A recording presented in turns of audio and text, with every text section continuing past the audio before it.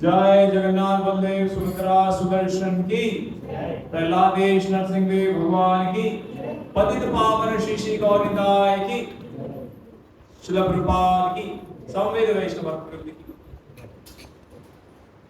ओम अज्ञानतिमिरन्धस्य ज्ञानाञ्जनशलाकया चक्षुरुन्मीलितं येन तस्मै श्रीगुरुवे नमः।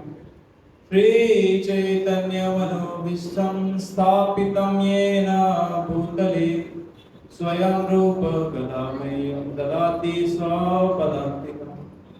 वन्देऽहं श्रीगुरो श्रीयुतापदकमलं श्रीगुरोन् वैष्णवांश श्रीरूपं साग्रजातं सर्वनाथं तं सजीवं साद्वैतं सावधूतं परिजनसहितं श्रीकृष्ण चैतन्य देवं श्री राधा कृष्ण पादां सगुणा ललिता श्री विशाखांश। नमो विष्णुपादाय कृष्ण पृष्ठाय भूतले श्रीमते भक्तिवेदांत स्वामिनिति नामिने। नमस्ते सरस्वती देवी गौरवाणी प्रचारिणे निर्विशेष शून्यवादी पाश्चात्येशकारिणे वाञ्छाकल्पतरुभ्यश्च कृपा सिन्धुभ्येव च पतितानां पावनेभ्यो वैष्णवेभ्यो नमो नमः। श्री कृष्ण चैतन्य प्रभु नित्यानंद श्री अद्वैत गदाधर शिवासादि गौरभक्तवृंद। हरे कृष्ण कृष्ण कृष्ण हरे हरे, हरे राम राम राम हरे हरे। अपने दोनों हाथों को ऊपर उठाइए और साथ में बोलिए हरे कृष्ण कृष्ण कृष्ण हरे हरे, हरे राम राम राम हरे हरे। श्रीमद् भागवत महापुराण की जय। ओम नमो भगवते वासुदेवाय। ओम नमो भगवते वासुदेवाय। ओम नमो भगवते वासुदेवाय। ओम नमो भगवते वासुदेवाय। ओम नमो भगवते वासुदेवाय। ओम नमो भगवते वासुदेवाय। मूकं करोति वाचालं पङ्गुं लङ्घयते गिरिं यत्कृपातमहं वन्दे श्रीगुरुदीनकारणं परमानन्दमाधवं श्रीचैतन्यईश्वरम्। हरे कृष्ण। तो आप सभी भक्त दूरियां मत बनाइए, पास आ जाइए। सींग लगा के नहीं आया हूं, पास में आ जाइए। पास आना मतलब आगे खिसकना होता है सरल भाषा में। हरे कृष्णा। हरे कृष्णा। कैसे हैं आप सभी? हरि बोल।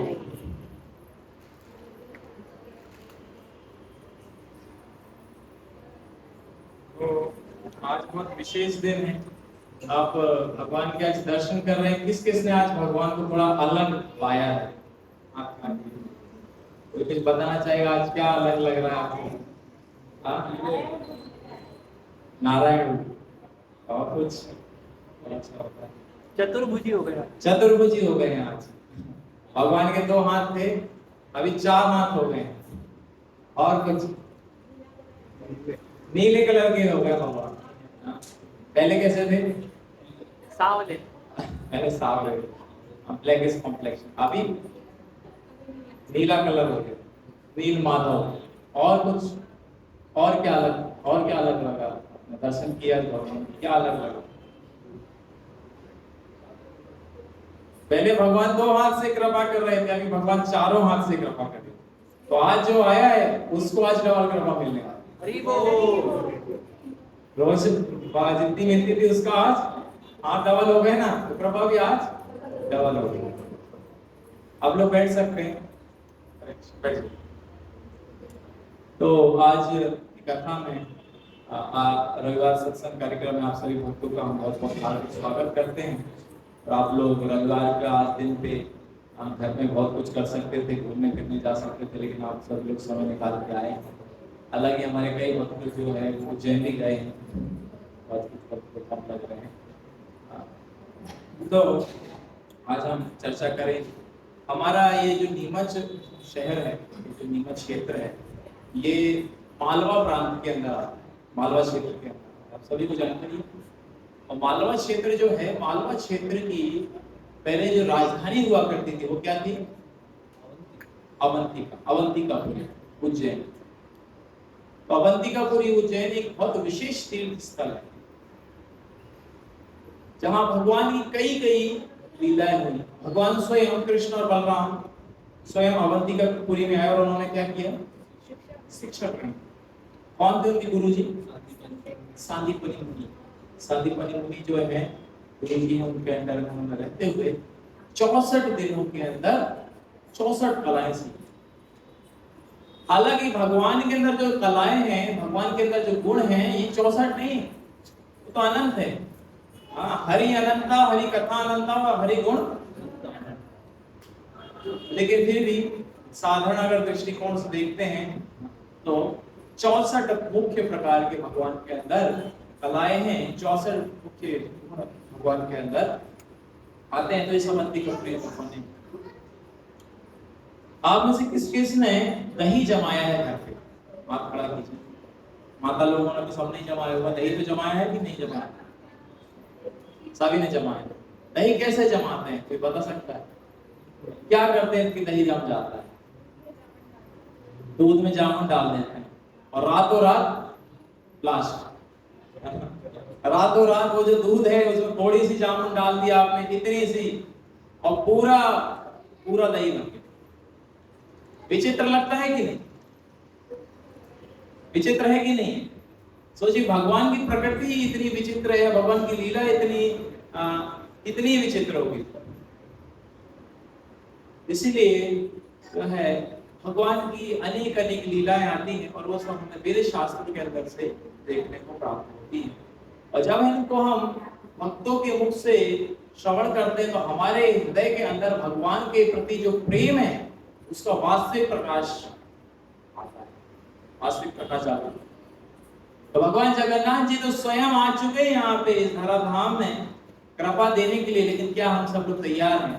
और कौन तैयार है? एक हाथ खुला मत कीजिए, कृपा तो दोनों हाथ से ली जाती है। हरि बोल, हरि हरि बोल। हम सब भगवान कृपा दे रहे हैं और हम सब कृपा लेना चाहते हैं। तो जो है मालवा प्रांत के बारे में आपको जो बता रहा था, तो मालवा प्रांत की जो राजधानी थी वो थी क्या? अवंतिकापुरी उज्जैन। और इस अवंतिकापुरी के एक बहुत राजा हुए, बहुत महान राजा हुए।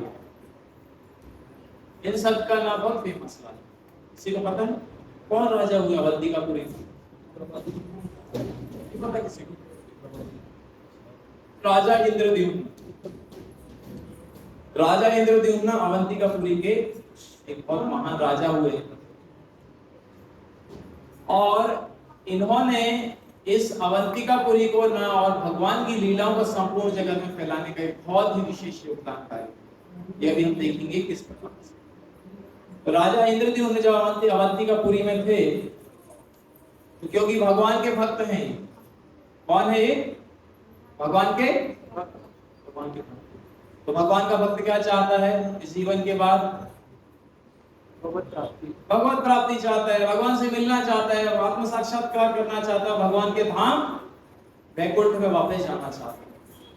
तो राजा रोज सुबह उठा करते थे, स्नान ध्यान किया करते थे, पूजा पाठ किया करते थे, उसके बाद में ही अपने जो प्रशासन के कार्य है उसमें लगते थे। तो एक दिन राजा सो के उठते हैं, अपना पूजा पाठ करते हैं और अपने खास मंत्री को, पुरोहित को बुलाते हैं जो उनको पूजा में और इस प्रकार से आध्यात्मिक कार्यों में सहयोग किया करते थे। उनको बोलते हैं कि हे पुरोहित, अब मुझे ये बताइए कि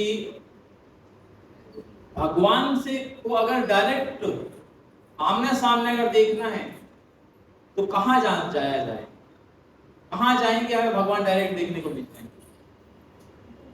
पुरोहित बुद्धिमान है, हम आप तो लोग कहेंगे हाँ मंदिर में। मंदिर में तो विग्रह रूप में मिलते, लेकिन सोचिए स्वयं भगवान अगर आपके सामने आ जाए तो क्या ही बात होगी। कौन कौन चाहता है ऐसा अपने जीवन में भगवान एकदम आ जाए, हम मिल लें, गले लगा लें भगवान। हम तो बस इसी उसमें थे कि बस हमारा दिन कब ऐसा आएगा।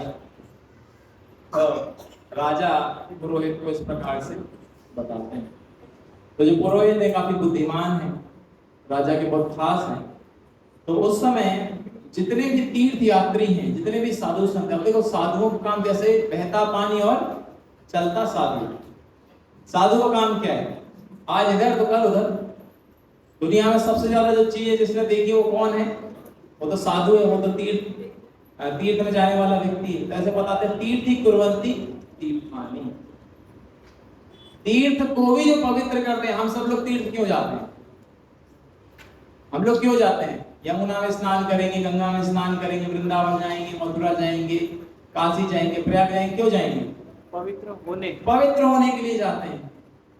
लेकिन जो तीर्थ को भी पवित्र कर दे वो है तीर्थी, वो है साधु।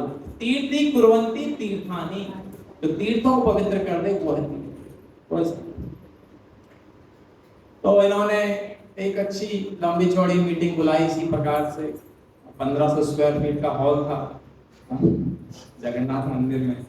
राजा इंद्रद्युम्न भी वहां पे थे और सब जितने भी उस समय भ्रमण करने वाले लोग हैं, तीर्थी लोग हैं, साधु हैं, संत हैं, सबको एक बहुत बड़ी मीटिंग का आयोजन।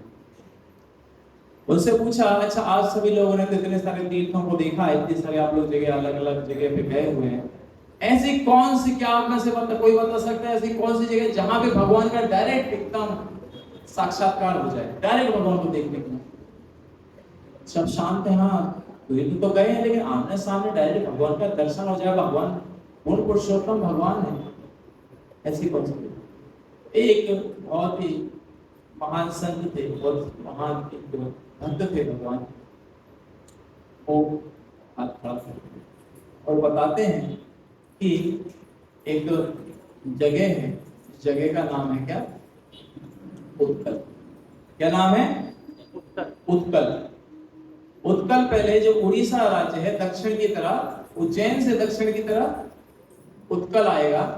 और उत्कल मतलब कि आज का उड़ीसा, आज हम जैसे उड़ीसा बोलते हैं, उसका पुराना नाम था उत्कल राज्य।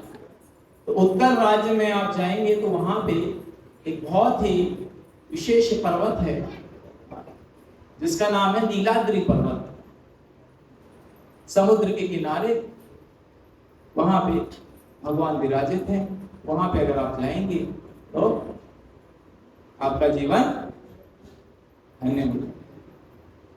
अब राजा डायरेक्ट तो जाएंगे नहीं, बता तो दिया, लेकिन भाई कोई बड़ा व्यक्ति है, प्रधानमंत्री आ रहा है आपके नीमच शहर में, तो क्या होता है 2 महीना पहले से उनके खास लोग आएंगे, खास जो पुलिस वाले हैं या जो कमांडोज हैं, मेन जो मंत्रीगण हैं, ये सब लोग पहले आ जाएंगे देखने के लिए कि हमारी व्यवस्था ठीक है कि नहीं प्रधानमंत्री जी के हिसाब से। तो प्रधान तो जो ये हैं अपने खास जो भक्त मंत्री हैं, इनका नाम है विद्यापति। नाम से ही आपको सुनने में लग रहा है विद्यापति, बहुत बुद्धिमान मंत्री हैं राजा के। राजा विद्यापति को बुलाते हैं और बोलते हैं, हे विद्यापति, आप तो मेरे बहुत ही महान, आप तो भक्त भी बहुत महान हैं और साथ में हमारे राज्य के आप एक बहुत ही विशाल, एक बहुत अच्छे मंत्री हैं। आप जाइए और आप जाके ये जो जगह इन्होंने बताई, इस जगह के बारे में आप थोड़ा सा देख के पता करके आइए कि क्या ये जो बोल रहे हैं सही बात है कि बस सिर्फ ऐसे ही बोल रहे हैं। लोग तो बोलने के लिए कुछ भी बोल देंगे, हमने भी देखे भगवान। अब ये कौन देखने का क्या उन्होंने देखे कि नहीं देखे, तो पता तो करना पड़ेगा कि नहीं। तो विद्यापति जो है, विद्यापति को राजा भेज देते। कहाँ भेज देते हैं? कहाँ भेज देते हैं? उड़ीसा भेज देते। जोर से बोलिए ना आप लोग, कृपा नहीं चाहते क्या भगवान? कहाँ भेज देते हैं? उड़ीसा। उड़ीसा भेज देते। कहाँ? समुद्र के। तो विद्यापति जी धीरे धीरे अपने कुछ लोगों के साथ में वहां पे जाते हैं। बीच में एक महानदी आती है, महानदी के उत्तर के तट पे रुक जाते हैं ना। थोड़ा ठहराव भी तो होता है। पहले तो हवाई जहाज नहीं चला करते थे कि डायरेक्ट सीधा फ्लाइट पकड़ी आपने, कहां से? इंदौर से पकड़ी फ्लाइट और सीधा लैंड कर दिया कहाँ? भुवनेश्वर। तो पहले फ्लाइट नहीं चलती थी, तो पहले लोग धीरे धीरे जाते हो, बीच में ठहरे भी जाते हो, रेस्ट भी कर लेते हो। तो विद्यापति जी कुछ लोगों के साथ गए हुए हैं, कुछ सेना के साथ गए हुए हैं, अब जो है वहां पे जाके रेस्ट कर जाते हैं। और जब वो लोग रेस्ट करते हैं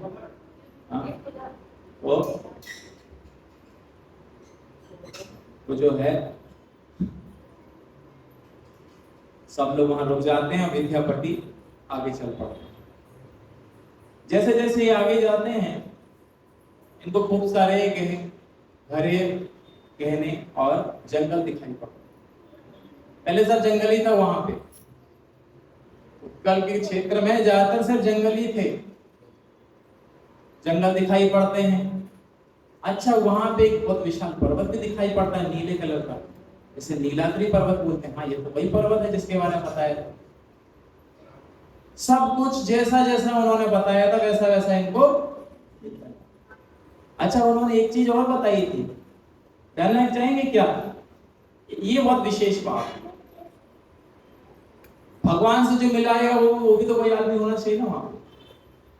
तो जैसे कि अलग अलग प्रकार के ट्राइब्स होती हैं, है ना, तो उसी प्रकार से एक विशेष ट्राइब थी जो जंगलों में रहा करते। तो उन ट्राइब के एक राजा थे जिनका नाम था विश्ववसु। क्या नाम था? विश्ववसु। विश्ववसु। जो बहुत सारे वहां पे जंगल में रहने वाले जो लोग थे, उनका भी एक राजा था, उनका भी एक लीडर था, उनका नाम था विश्ववसु। और ये जो विश्ववसु है वास्तविकता में यही है जो कि भगवान की वहां पे नित्य पूजा किया। उनके पास जाते हैं कि हमें उनसे विश्ववसु जी से मिलना, हमको मिलवा दीजिए। लोग बोलते हैं हाँ ये है विश्ववसु का घर।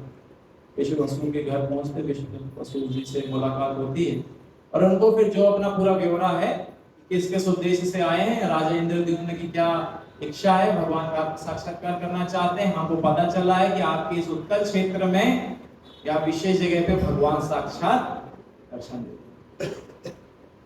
अच्छा, जो राजा थे, राजा का क्या मोटिव था? अकेले नहीं आना चाहते थे राजा, चाहते तो अकेले आ जाते, भगवान की कृपा को प्राप्त करते, नहीं। तो भगवान के भक्त का एक विशेष गुण है कि वो जब भी भगवान की कृपा को प्राप्त करता तो ऐसा नहीं चाहता कि सब मुझे ही मिल जाए, बस हम ही तो एकदम मालामाल हो जाए और बाकी तो पीछे नहीं। वो चाहते थे कि उनके राज्य में जितने लोग हैं, उनके परिवार के हों कि परिवार के ना हो, सभी यहाँ पे आए, भगवान का दर्शन करें, भगवान की कृपा को प्राप्त करें और भगवत धाम वापस जाओ। तो ये उद्देश्य के लिए विशेष तौर पे विद्यापति जी को विश्ववसु जी से मिलने के लिए भेजा गया। विश्ववसु को उन्होंने जैसे ही बताया कि मेरे को राजा इंद्रद्युम्न ने, जो कि अवंतिका के राजा हैं, उन्होंने इस उद्देश्य से भेजा है, आप कृपया मेरी सहायता कीजिए। तो विश्ववसु तो जब ये खबर सुने कि हाँ राजा ने साक्षात भेजा तो बहुत प्रसन्न हो गए, ठीक है हम क्यों आपकी मदद नहीं करेंगे। तो जो राजा हैं, कौन? जो उस कबीले के राजा हैं, कौन? विश्ववसु। विश्ववसु उनको धीरे धीरे जंगलों से होते हुए उस नीलाद्रि जो पर्वत है उसके एकदम मध्य में स्थित मंदिर, भगवान पुरुषोत्तम का बहुत ही सुंदर मंदिर, उसके पास में एक विशेष कुंड है जिसका नाम है रोहिणी कुंड। कहते हैं जो इस रोहिणी कुंड के अंदर स्नान कर लेता है या इसके जल का पान कर लेता है वो तुरंत भगवत प्राप्ति करते हो, तुरंत के तुरंत। अच्छा, इस विषय में एक विशेष लीला हुई थी, मैं अभी थोड़ी देर में बताऊंगा। तो ठीक रोहिणी कुंड है, रोहिणी कुंड और उसके बगल में है आपका क्या, नीलाद्रि पर्वत। नीलाद्रि पर्वत रोहिणी कुंड के जस्ट बीच में आपका जो भगवान पुरुषोत्तम है, भगवान का मंदिर, वहां पे भगवान कृष्ण का जो मंदिर है वहां पे, तो वहां मंदिर में लेके जाते हैं और जैसे ही वहां पे वो भगवान का दर्शन करते हैं तो देखते हैं कि अरे ये तो भगवान श्री कृष्ण है, और कैसे, एकदम ब्लू कलर के, नीले कलर के। बोले ये है, ये विग्रह का नाम ये है नील माधव। नील माधव की जय।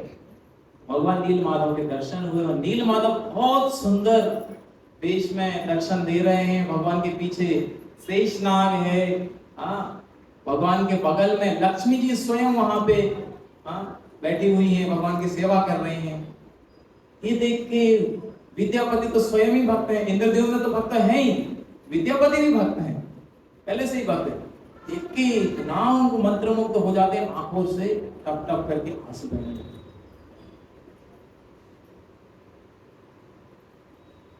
देख रहे हैं कि भक्त को क्या प्राप्त हो गया है। जब जो है ध्रुव महाराज अपने राज्य को छोड़ के जंगल की तरफ गए, इसलिए गए क्योंकि उनके जो पिता हैं उन्होंने उनको वहां से अपनी गोद में नहीं बिठाला। उनकी जो सौतेली माँ है उन्होंने उनको उधर से भगा दिया। उन्होंने बोला कि तेरे को मेरे पेट से जन्म लेना पड़ेगा तब तू अपने पिता की गोद में बैठ सकता है। तो छोटा सा ध्रुव है, रोते रोते अपनी माँ के पास गया और बोला कि ऐसा ऐसा हुआ है मेरे साथ माँ, अब मैं क्या करूं, मैं तो मेरे पिताजी से भी बड़ा राज्य चाहता हूं, अब माँ क्या करेगी, माँ के पास तो कोई राज्य है नहीं। तो माँ क्या बोलेगी?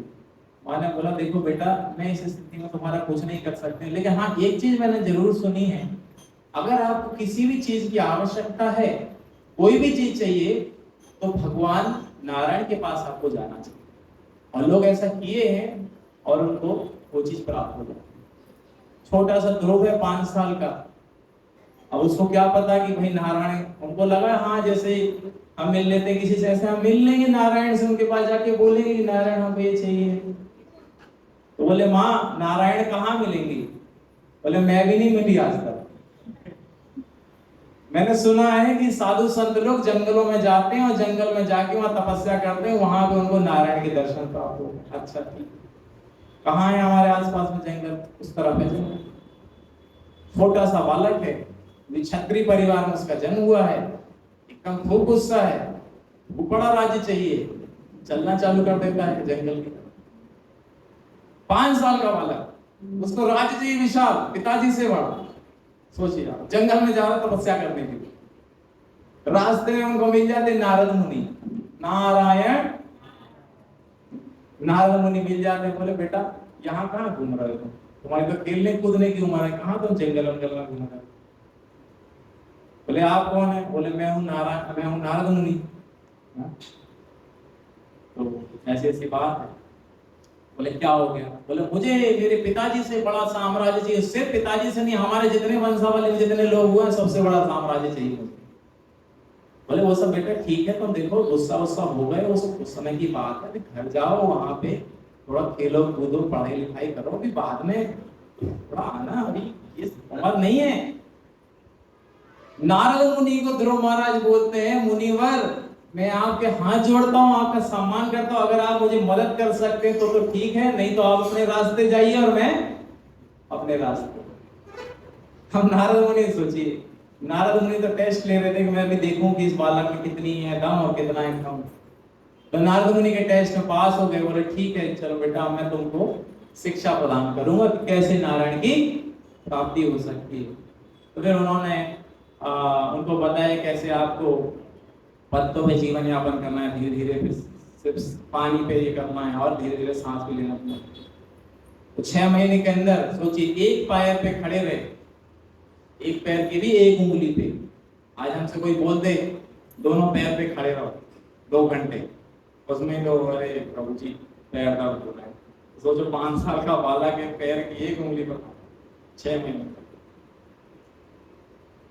इतनी तपस्या करी और पूरे हृदय के साथ भगवान को स्वयं वहां पे आना पड़ेगा। भगवान नारायण वहां स्वयं प्रकट हो गए कि अरे कौन है ऐसा 5 साल का बालक जो मुझे पुकार, नारायण नारायण जप करता, हरे कृष्ण महामंत्र जप करता। नारायण वहां पे आते हैं और जैसे ही भगवान जो ध्रुव महाराज अपनी आंखों को खोलते हैं, अब आप सोचिए कि हम किसी, मतलब हमने हर प्रकार के लोगों को देखा है संसार में, साक्षात भगवान जो कि दुनिया के सबसे सुंदर व्यक्ति हैं, वो अगर हमारे सामने प्रकट हो जाए, हम क्या बोलेंगे उनको?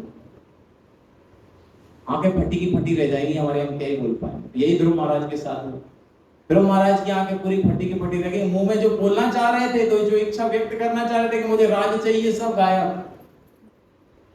तो बोलते हैं कि मैं कहां कांच के टुकड़ों को ढूंढने के लिए निकला था और मुझे अब हीरा प्राप्त हो गया। तो हम भी इस भौतिक जगत में कई बार मंदिर में भी हम लोग आते हैं भगवान के समक्ष, भगवान से हम लोग प्रार्थना भी करते हैं, लेकिन हमारी उन प्रार्थनाओं में भी ठीक उसी प्रकार से वो कांच के टुकड़ों के समान प्रार्थनाएं होती हैं हमारी, हमें ये दे दो वो दे दो। लेकिन स्वयं अगर भगवान आपको मिल जाए तो फिर आपको किसी चीज की मांगने की आवश्यकता है क्या?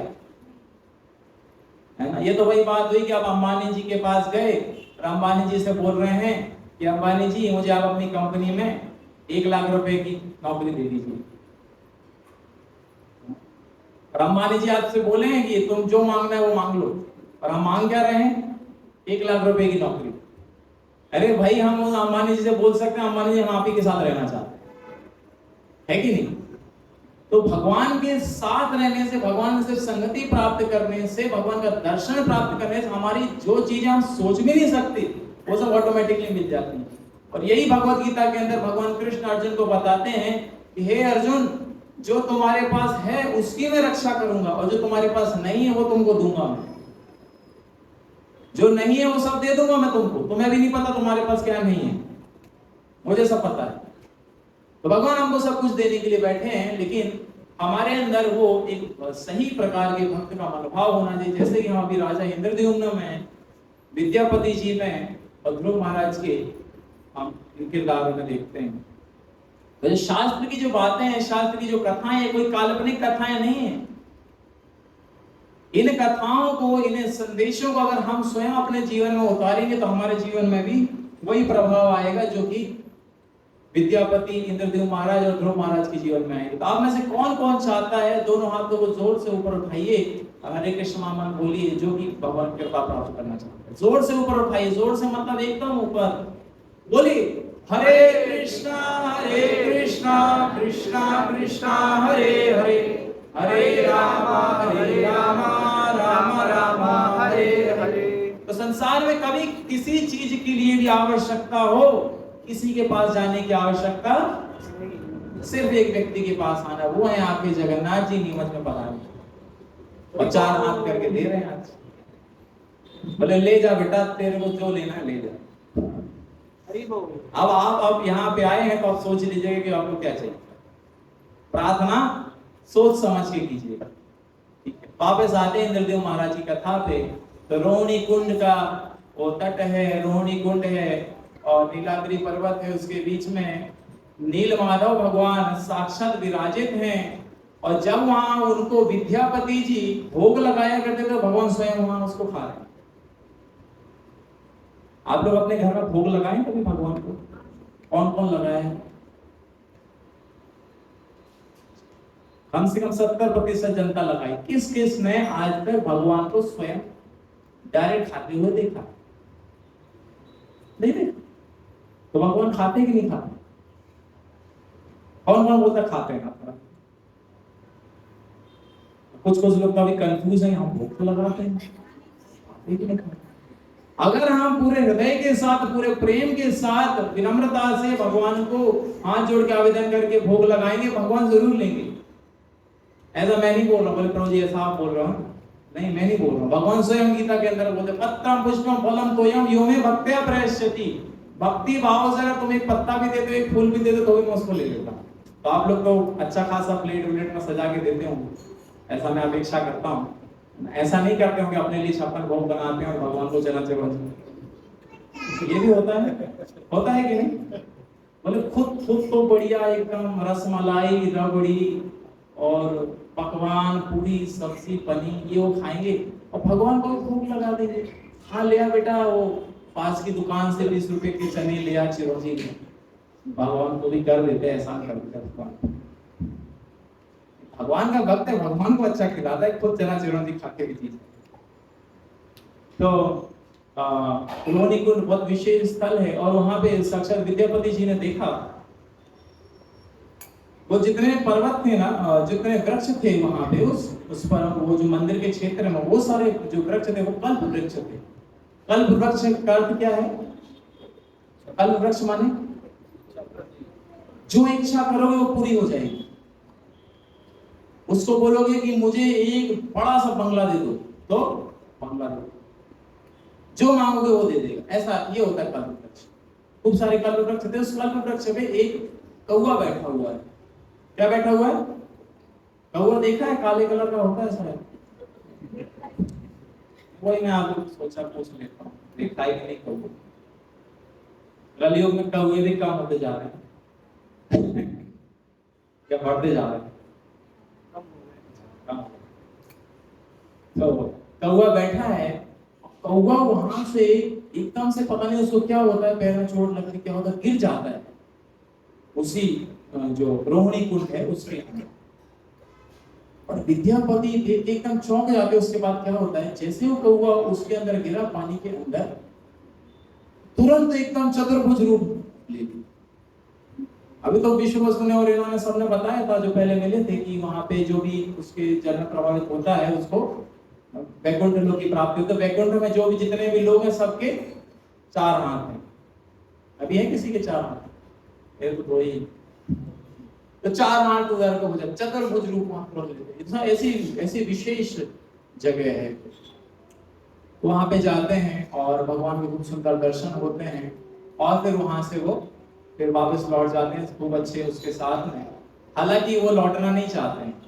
विद्यापति जी, आप सोचो भगवान के दर्शन हो गए उनको, कौन वापस लौटेगा राज्य में?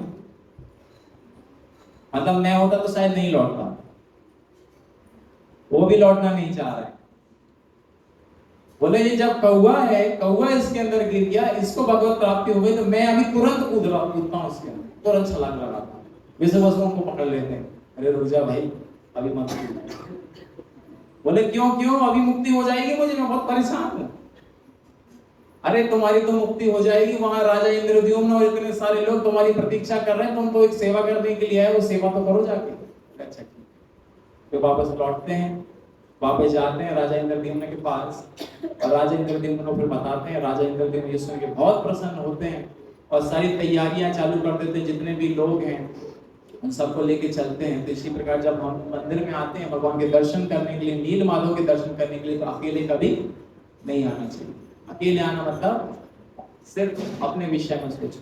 जितने ज्यादा लोग हो सके, हमारे परिवार वाले हो या हमारे आस पड़ोस वाले हो, उनको हमें लाने का, उनको मंदिर में लाने का प्रयास करना चाहिए, जैसे कि राजा इंद्रद्युम्न ने किया। हमें इससे शिक्षा मिलती है। और इसके बाद क्या होता है, यहाँ अगले रविवार को इसके विषय में चर्चा।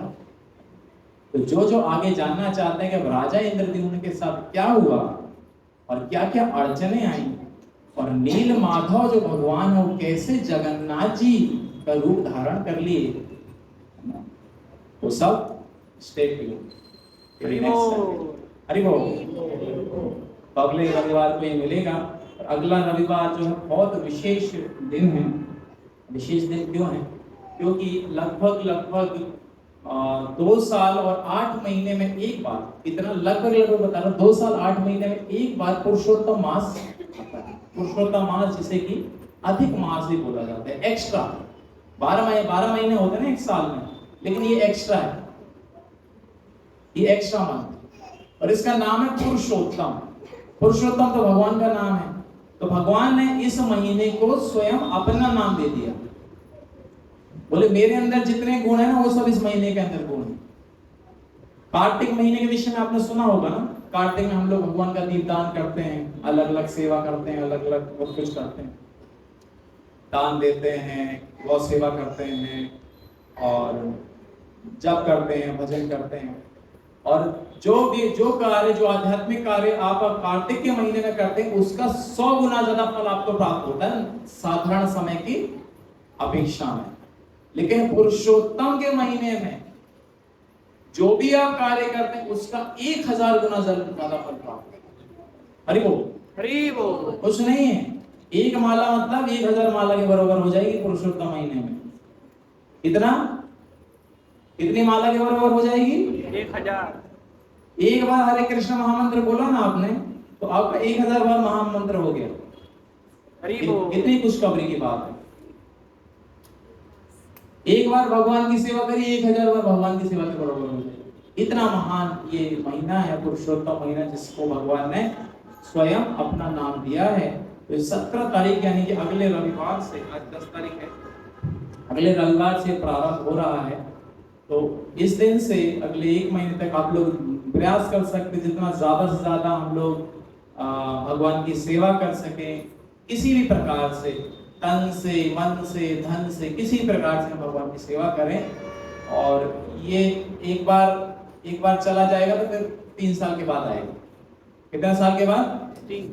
3 साल के बाद आएगा। 3 साल में एक ही बार आता है, ठीक है। तो इसके लिए आप लोग तैयार हो जाइए, पुरुषोत्तम महीने का खूब लाभ उठाइए। और जगन्नाथ जी आज इतना सुंदर दर्शन दे रहे हैं, तो भगवान से आज बिना प्रार्थना किए मत जाइएगा। और प्रार्थना मैंने जो बताया सोच समझ के, ठीक है। और अगले रविवार आएंगे पुरुषोत्तम के महीने में। कौन कौन आएगा? कौन कौन अकेले आएगा? कौन कौन खूब सारे भक्तों को लेके आएगा? शर्मा रहे कई लोग। अरे एक आदमी को लेके आ जाएंगे ना, अगर आप 1000 ज्यादा गुना फल प्राप्त हो।